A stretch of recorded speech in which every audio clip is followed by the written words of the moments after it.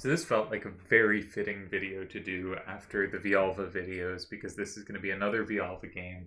He's going to be the red, the first turn side, and our second turn player is new player but very promising Luin.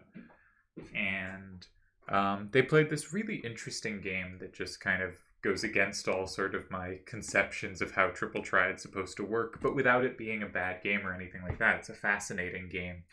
And I sort of scanned it as it happened or right after, but I was not sure how to do it. Should I do like this in-depth look where I look myself and use the computer to help me and give correct evaluations of everything, or do I go in kind of blind? And I eventually decided I've sort of seen the game, so it's not quite blind, but what I wanted to do was just sort of talk about what I think seeing each of the moves, just to give us a sense of just how completely strange and alien the sequence is, but why pieces of it certainly make sense, and maybe all of it does. So that's sort of the way I want to approach it, is just to go into this game a little bit blind. So firstly, just looking at general hand strength, I noticed Villalva's hand on the right is pretty bad going left, especially because the 5s and 6s are very redundant. Now, it's not necessarily true that Luin's hand is good at punishing it. The 5-7-2-7 could potentially punish 5s to the left, but only in very specific ways. So it might be that, and the 5-8-4-6 can punish 6s to the left, but again, only in specific ways on the bottom row. So this might not be exploitable, but it will be overpowerable. Going down, the hand seems pretty good. Going up, the hand seems a little weaker. And going to the right, the hand is excellent. Luin's hand, on the other hand, I noticed immediately a bunch of side-to-side cards. Basically every card but the middle card is better side-to-side than up-down by usually a huge margin. And so I think one thing that starters can do is direct the game. And one thing about center starters is if you see a center starter and notice I'm really good side-to-side, then playing a square like here or here can be really beneficial because you force the game into these side-to-side patterns. And so I think Villalva makes, on a kind of directional sense, seeing that Luin's hand is so much better side-to-side, has a bit of a down weakness, but in general is a side-to-side hand. Playing in one of these two squares really forces the side-to-side nature. And so I think his starter makes sense in a lot of ways, and it looks to me pretty good, even though I tend to be an anti-side starter partisan. But I like this one a lot. And one reason for that is Luin has no safety next to it. Another is it is very easy for Villalva to take back, and he can hold on to one card, the 6-8-4-6, that is very good at taking it back, but he has alternative recaptures in the other square, so he's not locked into holding on to the 6-8-4-6 if he doesn't want to. And if the 6-8-4-6 does recapture in either square, that up-facing 6 is going to be safe. That doesn't mean the card itself is going to be necessarily safe. We can certainly imagine if we put it there and for some reason 7 is left open, it getting comboed. But in general, the 6-8-6-4 can cover these two paired squares and can do so being safe, locking in 8, and occasionally even comboing. So this move has a lot going for it. It directs the game how we want it. We have good recaps. They have no way to play next to it that looks all that comfortable. If I was on the other side, I'd probably consider what happens if I'm going to force the action. So for instance, this is the easiest card to force the action with because it can only be taken one way. What happens if it's taken? Do we have any way to counter combo? We do not have a combo in 5. We do not have a safe play in 3. This looks pretty hideous. What about on the other side? Again, we don't have that combo in 5. We don't have anything good to put in 1. Okay. So this is not very appealing. So the moves next to look very unappealing. I think there's a big difference between sort of abstract and specific players, and I am quite specific. If you've watched me analyze when playing, I tend to calculate fairly long lines and think this is the main line, does it work? And I think moves like here and here really appeal to players of my sort of specific style. This isn't so much an aggressive versus defensive style. It's what are lines I can calculate versus what are lines that achieve things that are more abstract. And maybe we'll get a bit into that, divide this conversation. But a move like this or this is very concrete. I see this commands a sort of response. Do I have a good move here? Do I have something specific? No, I don't. Then this move's not going to work. So the specific moves in response to a side starter are 7 and 9. The backup specific moves are kind of 4 and 6. And the idea is I don't have a good L here because they can take and I have no good setups.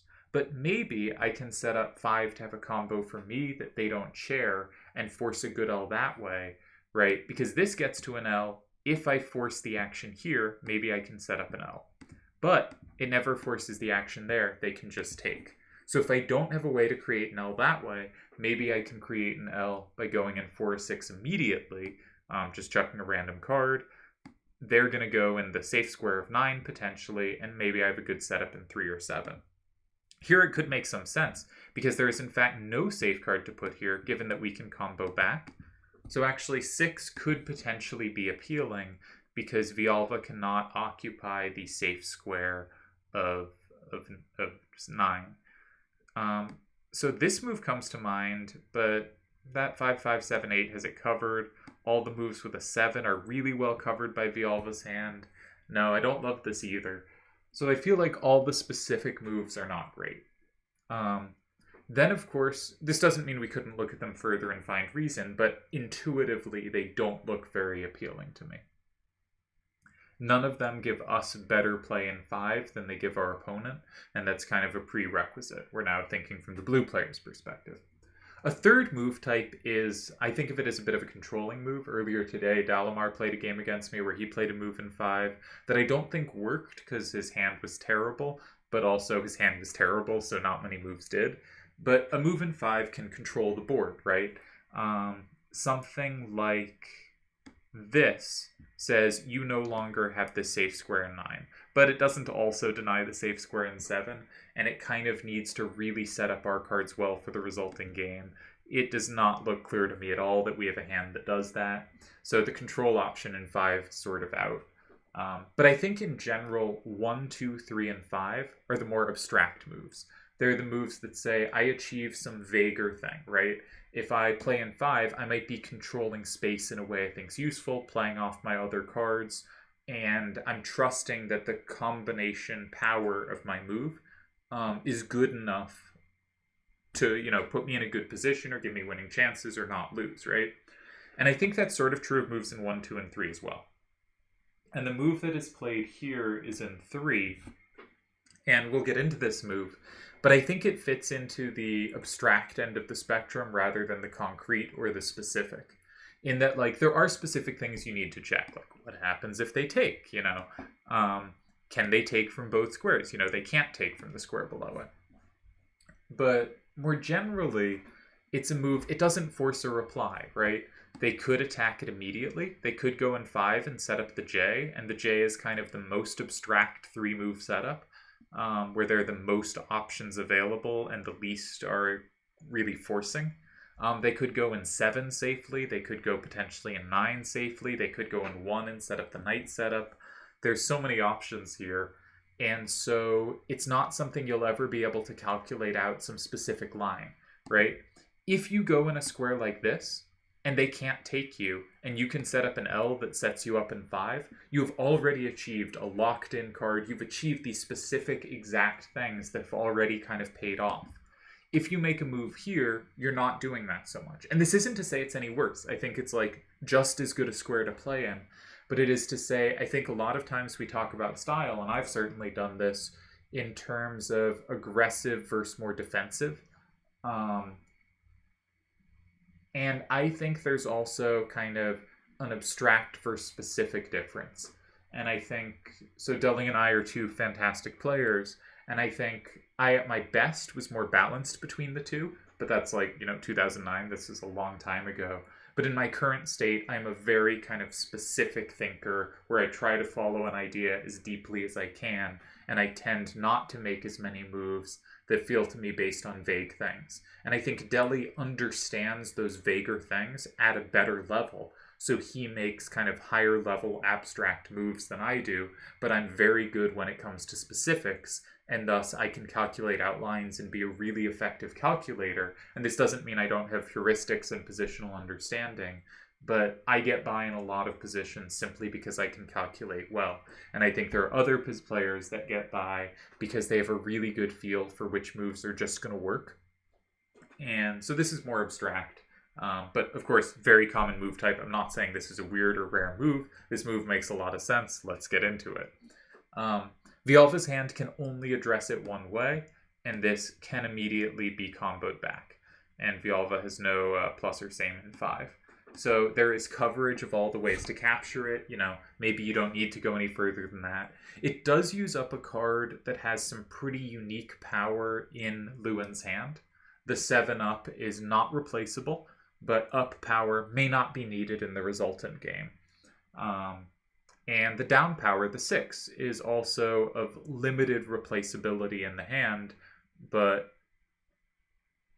you know, it's not super unredundant. It is a clear point. It is an almost safe card and sort of an effectively safe card, and puts the pressure back on Villalva to find a move. I think this move is good. I think my rant here about specific versus abstract isn't all that relevant to this game, but it's sort of what's been in my head today, so I wanted to talk about it. So what would we be thinking if we're Villalva? I think this is a really wide open position. And the default sort of thing to do is to start thinking about safety. So I think here and here are the really obvious kind of moves to look at. The thing about this move is we could pretty easily find a position where we can sort of take back one thing at a time, but they can get ahead of us, right? If we go in 5, they get to lock in by going in 6, so we probably have to go in 6. We don't really want to use our only threat in 5, so we're probably going to use a card like this one. And here, maybe they have time to block 5, get the card in 8. Now we don't have any threat in 2. We've sort of blocked in their card for them from Villalva's perspective. So they can't do this because we have the combo. They can't do this because we have the combo. They can't really do this because we have the combo. So maybe this does work. Though maybe there's something specific and effective here for... Now this looks like a win. Okay, so 2, 4, 6, 8 doesn't seem a great idea. Another option is they could start playing to lock in their starter and hopefully set up 5, but they have no really good ways to set up 5. So again, this is a pretty hard position, I think, for Luin to play. And I think this is very tough to save. So I think 6 isn't going to work because Villalva takes 9 and Luin has no threat in 5. I think 9 isn't going to work because Villalva plays in 6, and again, Luin has no good move in 5. And it's really useful. Luin needs a good move in 5 there. Maybe that means Luin should just block 5, though those moves are always really hard to find. But I do find the best way to find them is if every move you check keeps being, I don't have something in a square later, then just blocking that square can suddenly make you have threats all over the place. So, or all the lines start working better. Now, it's hard to find a move in 5 because nothing even gives us a threat in 4. So that would be a pretty tough move to find if it's good, but it does make me think of it. Something like this also flips there, but I think has the same problem. This position looks pretty horrible to me. So 6, 8, 4, 6, and 7 looks really strong to me. That looks like one option. 6, 8, 4, 6 here also has a bunch of appeal, but it's probably easier for Luin to start capturing this. I mean, Luin definitely has this combo, and it's going to be much harder for us to start taking back. We can't get the 4, 6, 6, 6 out of our hand as easily. This looks less appealing to me. But 7 and 9 are two squares where we could potentially have safety. Here we do have safety in 7. We don't have safety in 9. So 7 seems a lot more appealing to me. 6 makes no sense at all. It helps lock in their card, and it gives them 9 for free if they want it. I think that is not a move that makes any sense here. 5 is always complicated. I don't really want to start calculating moves in 5, but 5 is, of course, very viable. One problem with 5 is we still only have this for here. So unless we can set up another card to play in 2, Luin might just still be able to give us 2 because he'll still have the combo back whenever we take it, whether or not 5 is blocked. So that's one potential downside to 5. The card I'd like to use is here, which does give us multiple captures in 6. And I suspect this move is all right. We still control the squares of 7 and 9 pretty well. We now have a combo back if they ever play this here. So if they try to go over here to set up some combo that flips everything on the right, because they have this combo here, we now have a combo back. This move might be good, but one downside is we still don't really have any threat in 2. So actually this move's probably really good for them. And now we probably are struggling to not lose. So okay, maybe that's not so good. So we can see how 5 could be a problem, because we don't really have a good way to set up in 2, and if we don't set up in 2, they potentially just have safety in 6, right? Luin's threat is probably to kind of, especially with 5 blocked, which is a square we could attack it from, is to go 2, 4, 6, 8, and 6. So that's interesting. Another common option is to go in 1. This card's really useful to hold on to just because it's been so good at capturing things. Not just because of the down power, but also because so often Luin has an 8 facing out from this square, and it's really useful to have this combo. It's also not safe here, and we don't have good ways to capture back because we have limited up. So we can see how a lot of different options, there are many options here, a lot of them don't appeal.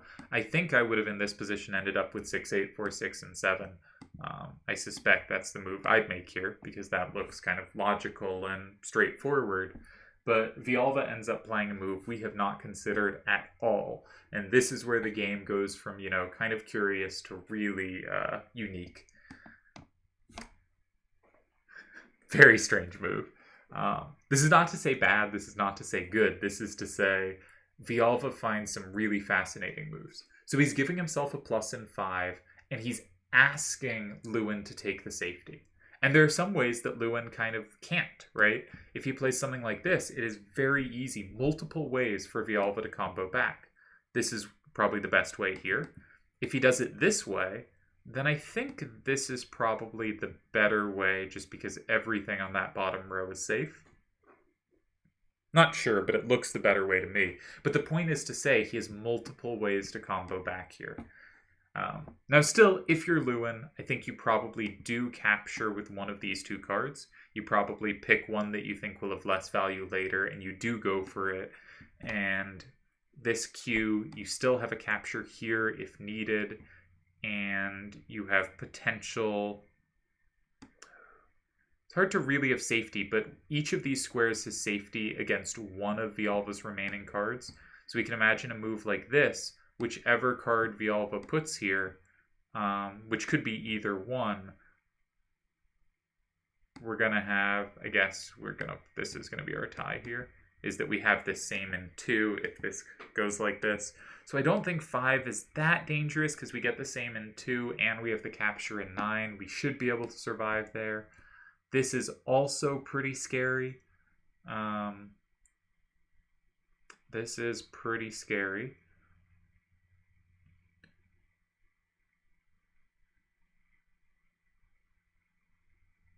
This doesn't quite work because even though we have the same, we lose at the end.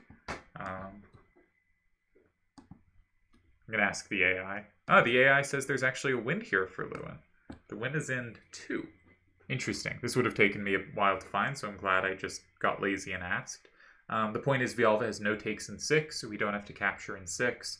And we're threatening to capture with 3, 7, 4, 8, and 5. And Villalva has no captures in 6. So actually the move in 9 here is bad, so maybe 5 is forced. I think Luin probably survives here. I would guess Luin survives with this one as well. I'm so tempted to take the kind of locked in square that I would spend most of my time checking these moves. Other squares you could go. 5 is an interesting square to go if you just want to block whatever Villalva has going on. But you kind of need to have some combo threat. Here we don't, right? 5 is not a good setup square. Luin, as we've seen, can sometimes set up if this card goes here. Sometimes we get the same, though here it's not very useful. But Luin's cards, it's a weird hand. They don't play off each other well. There's not a good way to set up in 5. It's not that scary that Villalva has 5 because it's his cards in 4 and 8, and we're not forced to flip too many of them. Again, I think the best moves only flip one of them, and we just have to be careful never to flip 4 at a dumb moment. So I don't think there's any need to block 5, and we'd have to very specifically know that the queue holds. Like if we stick something in 5 and Villalva just goes in, in 7, this looks so we have to be so specific to make sure this holds, and I really doubt it does. So 5 usually not the option. You can get a huge mess if someone goes in 2 or 6 here. One of Luin's threats here was actually to go in 6 at some point. Here, it makes a little sense. It does set 3, 7, 4, 8, and 5. This move might be okay here. Villalva probably takes 7 or 9.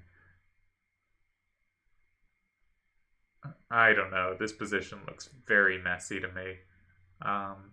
My idea was if Villalva plays 9, he has no captures on 6. If he plays 7, maybe we just play 5 because Villalva has nothing in 9.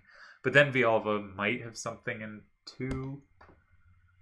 I don't know, or just leave himself with the top row and he'll probably capture something at the end. Yeah, that's probably the way. Okay, maybe that doesn't work. The point is to say this is suddenly this very messy position, and for me playing, I would look to clarify it. Luin takes safety, but he does not take safety that occupies that safe square in 7, which is going to continue to leave this game very complicated. Suddenly, Villalva has a potential capture, right? He's never been able to go here because anytime he did go here, Luin could combo back from here, but now that square is blocked. So this is an option. Of course, this walks right into a combo, which walks right into a combo back, which walks right into another combo, and maybe there were tricky things down the side, but I kind of think Luin wins at the end of that combo.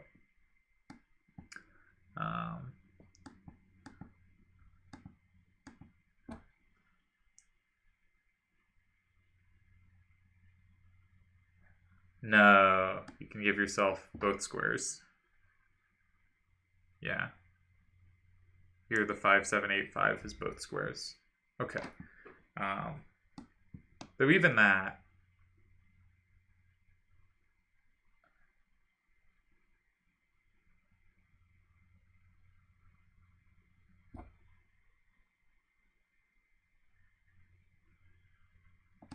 if I go here, is it still a tie? It's still just a tie. Okay, complicated line. But going in 2 starts walking into these combo options. It is interesting, because Luin's hand, I think, was really poor this game. And he's done a really nice job of handling it. But this is one of those things where every combo his hand has had to be set up by Villalva's or induced from Villalva's. And that's always an interesting spot to be in, where your hand never has play off itself, but you can try to control squares through the opponent's exact numbers, and that's difficult to do, and I think Luin's doing a nice job of it. Villalva also could play a 9 here, but then Luin can start to build out his own safety, right? Luin would love to be able to play 2, 4, 6, 8, and 2. So 5 and 7 being squares that are pretty easy for Villalva's hand to control, and 2 being a square that Luin potentially wants, Villalva plays in 2. And I think this is sort of the most normal move of the game, which is wild. Luin plays a move that we've talked about sort of from the start, and now we're headed into the pure calculation zone, but Luin plays a nice move, I think, in 6. Villalva goes in 7, leading to a funny situation. I suspect a bunch of moves tie here. Like this move has got a tie as well, right? Because 4, 6, 6, 6 has both squares so well that this is going to be a tie. The thing is, 4, 6, 6, 6 has no captures unless Luin flips anything, so this is never winning unless Luin has forced flips, and he doesn't. We can easily go to something like this. As the game ended, Villalva went here, which is kind of funny, because Luin only has one way to flip cards, and if he does, he gets comboed back to death, because 6, 8, 4, 6 combos 8, which combos 5, which combos so much. You can see the result. But any move that doesn't flip, here, or here, or here, we just get a tie. And so the game ended with 3, 7, 4, 8 here, and 6, 8, 4, 6, and 5. And one thing Villalva pointed out, which is really wild for a game this strange, is actually no captures were made all game. And I think that really caps off a quite delusionally strange game that I think was played well. I haven't checked with the solver. Looking through it now, I was here tempted to play in 7 rather than 9. I could also see it possible, like, if some move like here, and more likely here, this kind of move could be really good here, just because Luin does not have the move here. And if Luin combos, we have now created a threat on their starter card, and you could see a move like this leading to good things, though here maybe it doesn't work because everything gets comboed. Or even just this, yeah, take the same. And it might be, a line like this might work out to a win. So there are definitely options I didn't look at. I didn't check moves in 5 deeply, though I'm skeptical of moves in 5. But what a wild move in 4, and then not taking the square in 7, but keeping it interesting playing in 1. Just really a very offbeat, interesting game that I hope you enjoyed, and also fittingly ended with a move in 5 that captured nothing, which is always a fun way to end a game. So that was a recent game between Villalva and Luin. Really thought it was just a very strange game. Deli commented in the game thread after seeing the moves like, "That looks wild," something like that. Villalva mentioned the game to me as really interesting, so I wanted to take a look at it, especially while I was looking at Villalva's games. He really does make some very creative moves, really looking to set up combo synergy. And I think his just really high valuing of potential combos is a very interesting trait in his play and makes his games really interesting to watch. And I think the first time I played him, actually I can probably check this, because if I had played him back in the day, I don't remember it, or it was very early on in his run here. But I think the first time I played him,